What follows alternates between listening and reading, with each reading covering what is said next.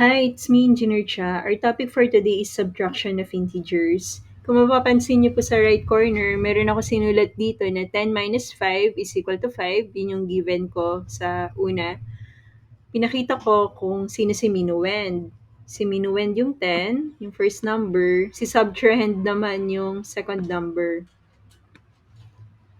Kapag mas mataas si minuend, for example, 10, pag mas mataas yung absolute value niya compared kay subtrahend, sa case na to ay 5, pina-perform natin yung normal operation ng subtraction na usually alam natin. 10 minus 5 is equal to 5.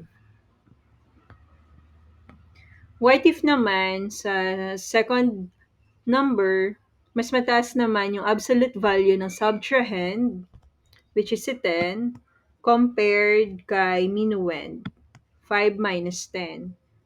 Paano siya i-compute? Sa case po na yan, isusulat natin siya as 5 plus minus 10, negative 10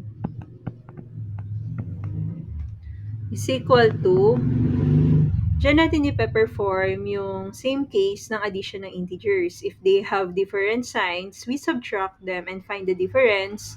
Then the sign of the integer with the greater absolute value will be the sign of the answer.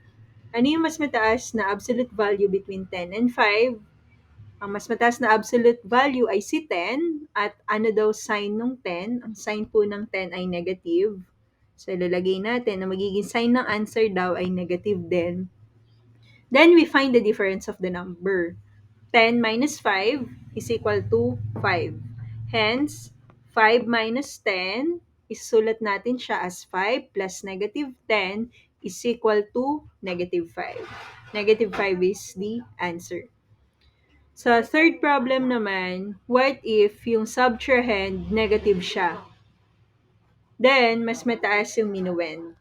So, negative si subtrahend, mas mataas yung minuend. So, 10 minus negative 5, we can write that down as 10 plus 5. 10 plus 5 is equal to positive 15. Sa third case naman, what if both of the minuend and also subtrahend, ang sign niya ay negative? So, negative 5 minus negative 10, paano natin siya isusulat? Sulat natin siya as negative 5. Kapag negative yung subtrahend at ikaw ay nagsasubtract, magiging positive siya. Negative 5 plus 10. Pa-perform natin yung rules ng addition ng integers. If they have different signs, we subtract them. Then the sign of the integer with the greater absolute value will be the sign of the answer. Ang mas mataas na absolute value between 10 and 5 is 10 at ang sign ng 10 is positive. So magiging final answer dito ay positive. 10 minus 5 is equal to positive 5.